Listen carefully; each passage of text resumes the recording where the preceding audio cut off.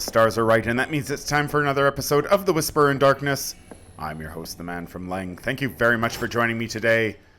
On this episode, I'm bringing you a quick update about the channel, and I'd also like to talk about some of the recent news that has come out of FFG regarding the future of the Arkham Horror LCG. We've got a lot of exciting stuff that's coming out in the next couple months, and typically I don't do these sorts of news updates, but I thought in this case it was warranted. First off, I'd like to apologize for the lack of content of late.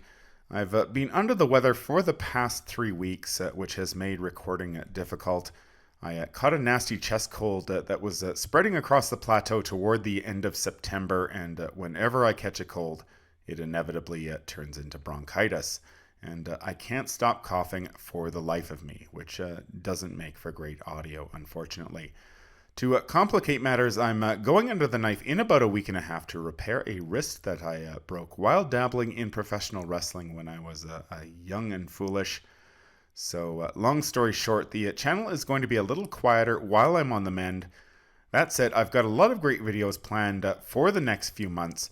So you can look forward to playthroughs of the City of Archives, The Depths of Yoth, and Shattered Aeons, as well as the card reviews for those 3 Mythos packs. I realize I'm running a little behind on my reviews.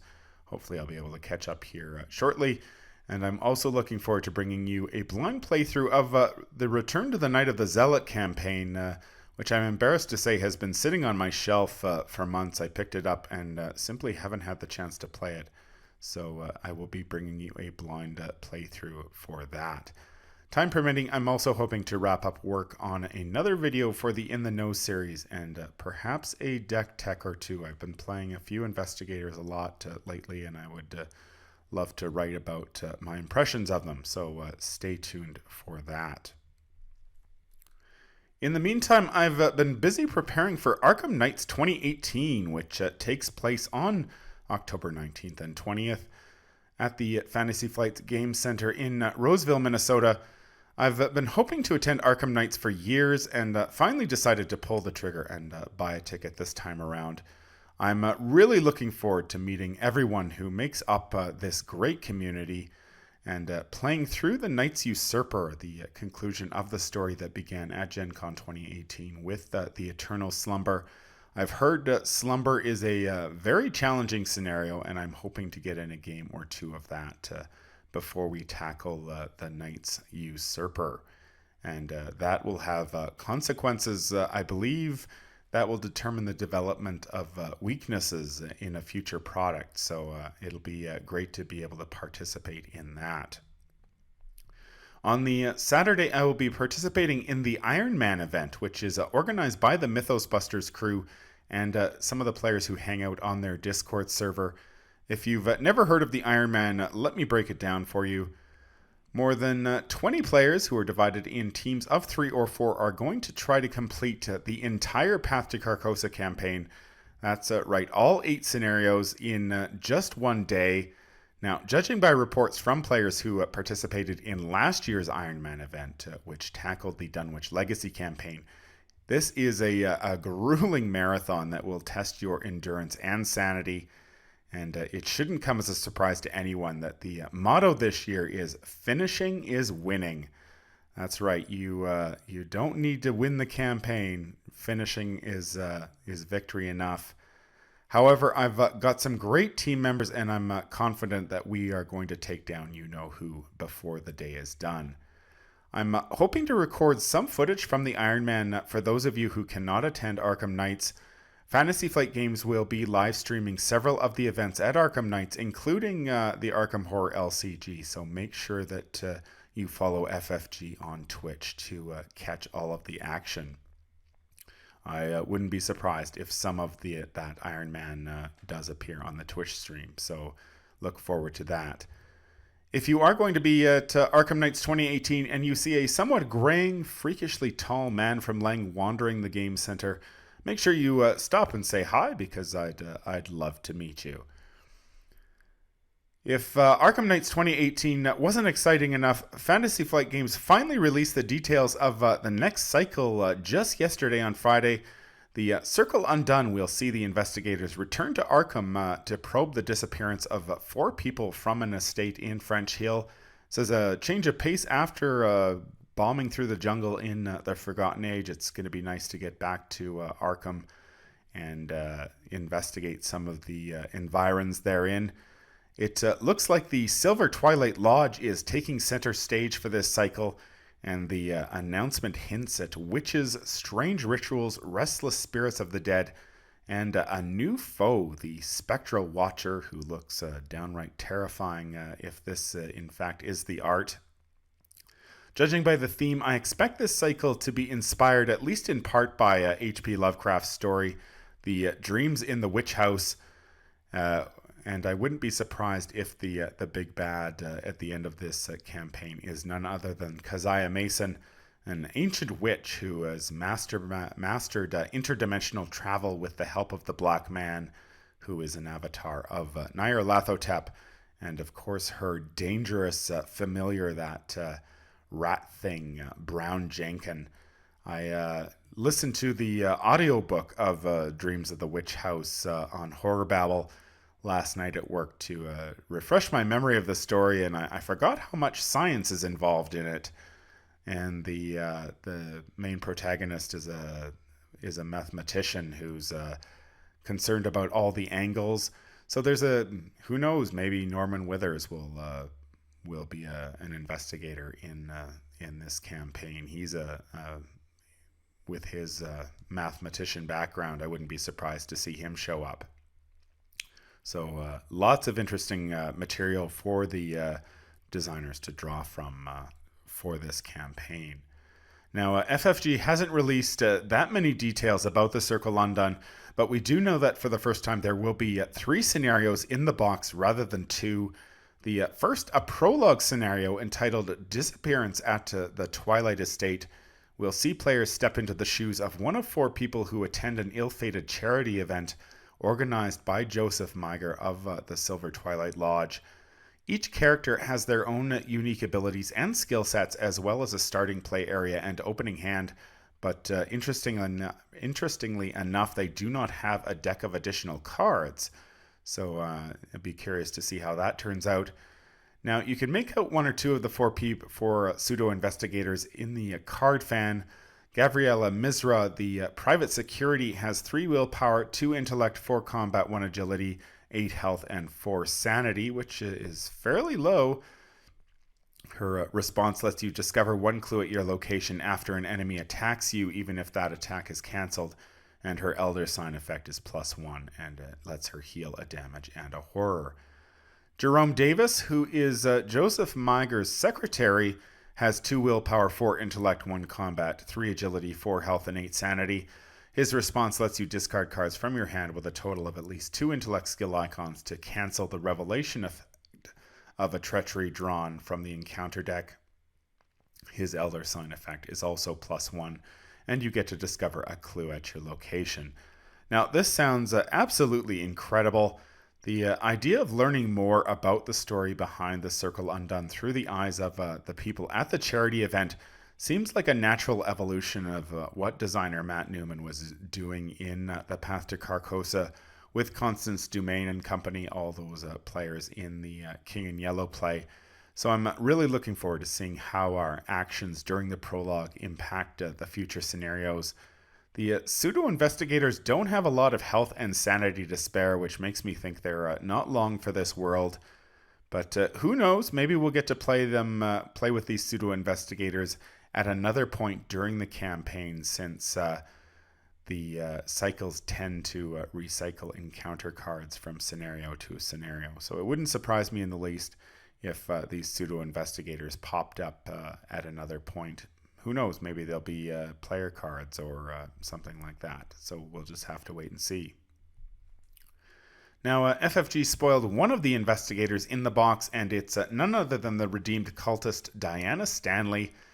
Now, I know Sean over at Mythos Busters has been pining for a Diana investigator since the core set was released, so he must be on cloud 9 right now.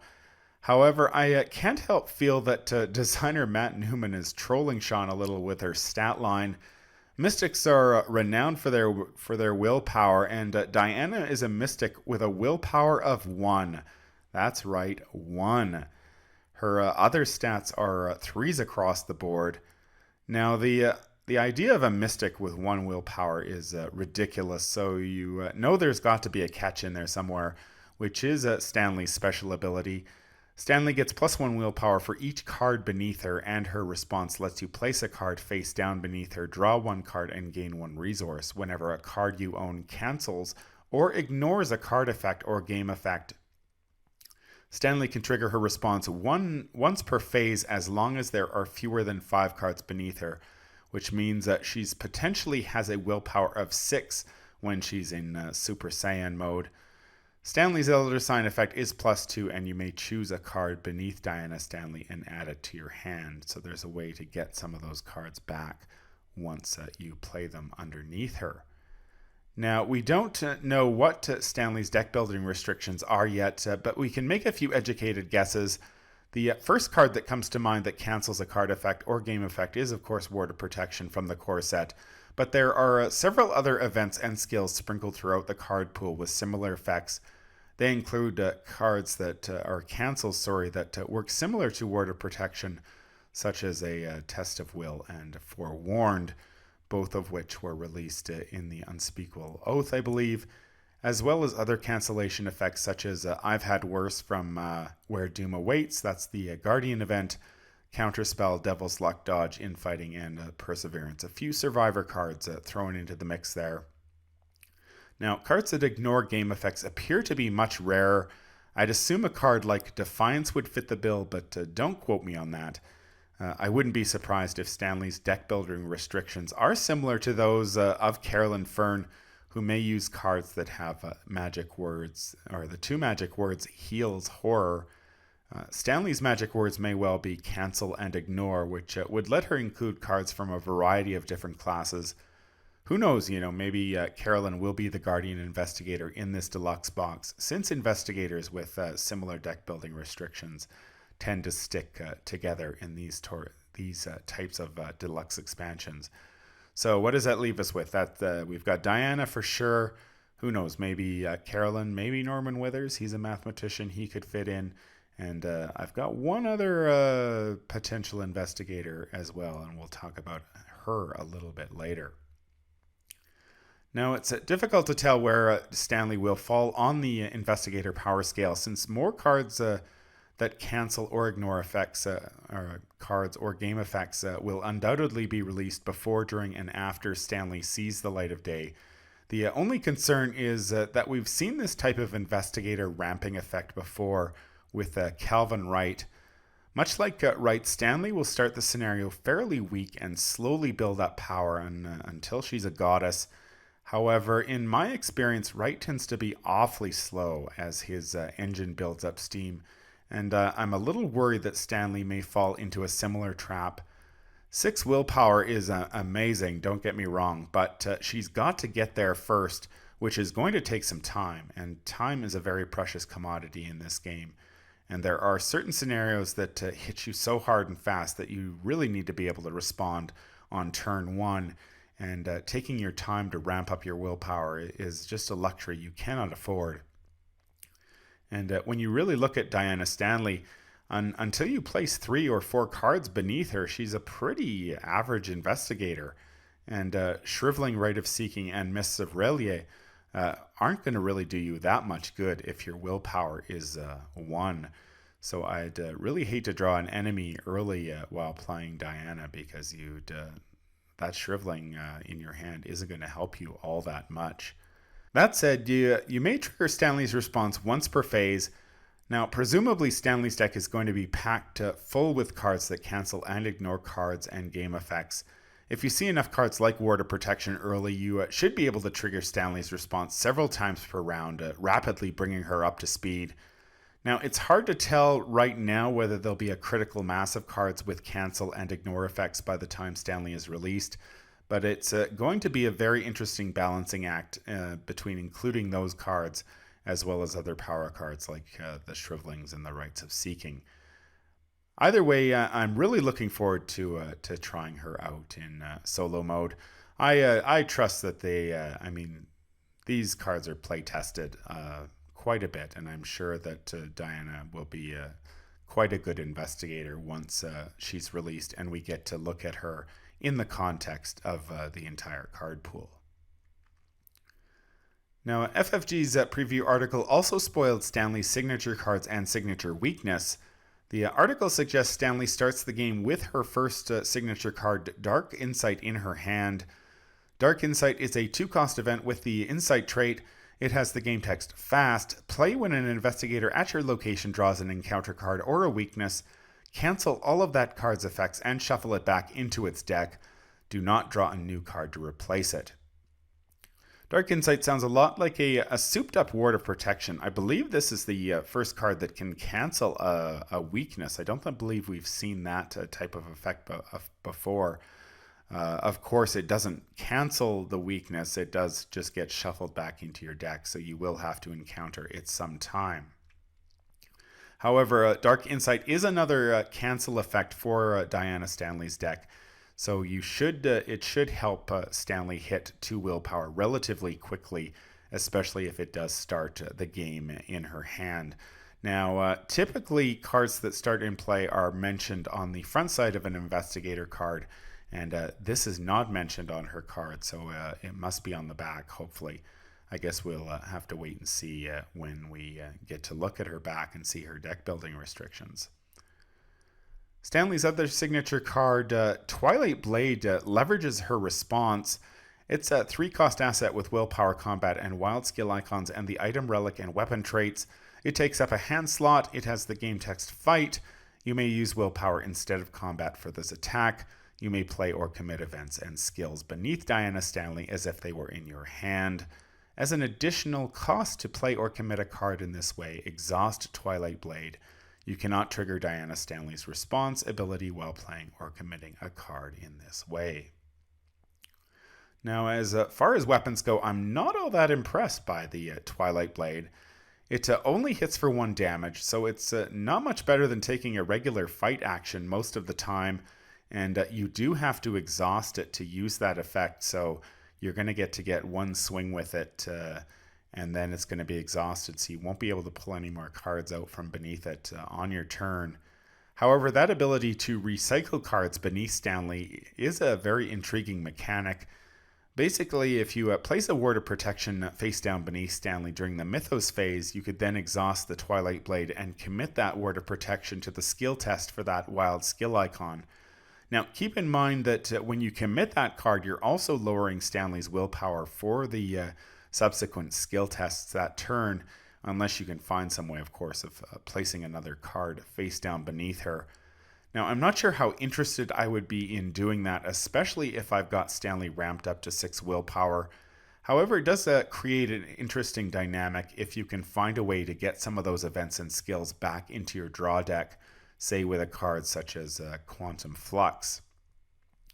If you could play Ward of Protection to cancel a Treachery and place it beneath Stanley, then once Stanley builds up a full head of Mystic Steam, you could begin using Twilight Blade to commit the cards that you want back in your deck to those skill tests, returning them to your discard pile so you can shuffle them back into your deck using Quantum Flux. Once those cancels are back in your deck, you can use them once again to cancel more effects and place them back beneath Diana Stanley so you can boost her willpower again. Now, I like that dynamic. I think there's something really interesting going on there. I'm not sure how practical it's going to be, considering that you need to get Twilight Blade into play, first of all, and then you need to take fight actions with it, which doesn't seem all that efficient, considering the other tools at the Mystic's disposal in combat, say Shriveling, for example. But the potential to recycle some of those cancellation effects seems good. This is one of those things I'll have to play with and see how it actually works out in practice. But it feels like there's something there that's worth exploring. Now, Diana Stanley's weakness is a Terrible Secret. It has the Madness trait and the game text. If there are no cards beneath Diana Stanley, shuffle Terrible Secret back into your deck. Otherwise, for each card beneath Diana Stanley, you must either discard that card or take 1 horror. and unlike other weaknesses, this cannot be cancelled with Dark Insight. I always find it difficult to judge weaknesses because their effects depend so much on when you draw them. If you place one card face down beneath Diana Stanley and then draw a Terrible Secret, you've either got to discard that card or take a horror. If a Dark Secret starts the game in your hand, it's likely you're going to be discarding Dark Insight, which, if you've got that critical mass of cards that cancel and or ignore card or game effects, you can probably get another one down under her quickly. And the alternative, taking one horror, is pretty tame for a Mystic, unless of course you're starting with double Arcane Research, in which case you're starting the game with 2 mental trauma. But Mystics do have plenty of ways to heal that horror, so taking one is pretty tame. However, if you draw Terrible Secret when Stanley is at full power, then you've really got a dilemma on your hands. Do you discard one of those 1 to 5 cards, potentially crippling Stanley's willpower for the remainder of the game, or do you take anywhere from 1 to 5 horror, potentially driving her insane? There are going to be times when you've got no choice, and you will have to discard those cards, which I think would be devastating late game when you're pushing for that win. This is one of those weaknesses that you really want to see as early as possible, or not at all, because I think pulling it at the end of the game, well, the name says it all, really. It would be terrible. Now, Diana Stanley is the only investigator spoiled in FFG's preview article, but I think there are clues that point to the identity of another, and that being Daniela Reyes, the mechanic. The article makes several references to soothsayers and tarot cards, and Daniela Reyes' mother does practice Santeria, which seems to fit with the overall theme of the expansion. In the Arkham Horror 3rd edition, which is going to be released in a couple of weeks, Reyes has the option of starting with the Ace of Swords tarot card, which is another strong hint that Reyes will make an appearance in the Circle Undone.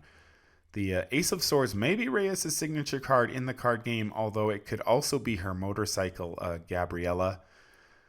Reyes is classified as a rogue and survivor in Arkham Horror 3rd edition, which would make sense for the card game as well. So far, we've seen Wendy Adams, who is a survivor with off-class rogue, and Finn Edwards, who can take a smattering of survivor cards. So perhaps if Reyes is a rogue off-class survivor, we'll get to explore the combination of those two a little more if and when Reyes is released. Now, Reyes could also have deck building restrictions similar to Carolyn Fern and Diana Stanley, though we'll have to wait and see. I'm not familiar enough with Reyes' character to know which magic words might be on the back of her card, but I tend to think she might be more of a traditional rogue off-class survivor type of investigator. Now, if you need more proof that Reyes is going to be released, you just have to look at the card fan in the preview article. The Circle Undone will contain a rogue card entitled the Moon 18, which is a 3-cost asset that costs 1 experience point. It has the tarot trait and the game text. You get +1 agility. Response: when the game begins, if the Moon 18 is in your opening hand, put it into play.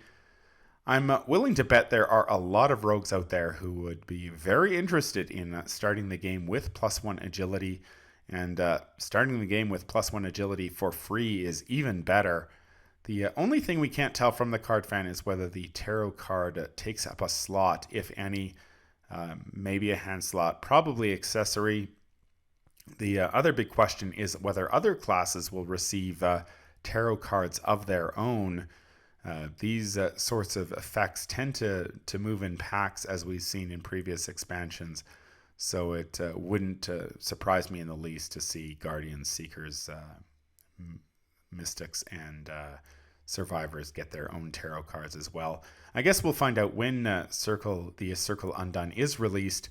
Speaking of the release date, the article doesn't mention when the deluxe expansion is coming out, but I would expect it in the new year after the Return to the Dunwich Legacy is released. I believe Return to the Dunwich Legacy is coming out in maybe December, maybe early January. So I would expect the Circle Undone to come out pretty shortly thereafter. We should get a better idea once we start seeing release announcements for packs in the upcoming cycle. It seems like they really delayed the. Usually, you find out this information a lot sooner than we did this time. So we'll just have to wait and see what the future holds. Wow, I'd planned to do a short update, and here we are, almost 26 minutes later. There's a lot of great stuff on the horizon for the Arkham Horror LCG, and I can't wait to get my hands on it. I may have another update after I get back from Arkham Knights 2018. There's a lot of cool stuff going on there. There's a card design. Some players will get to design cards with the designers. That sounds like a lot of fun. Who knows what other information may leak out during that time.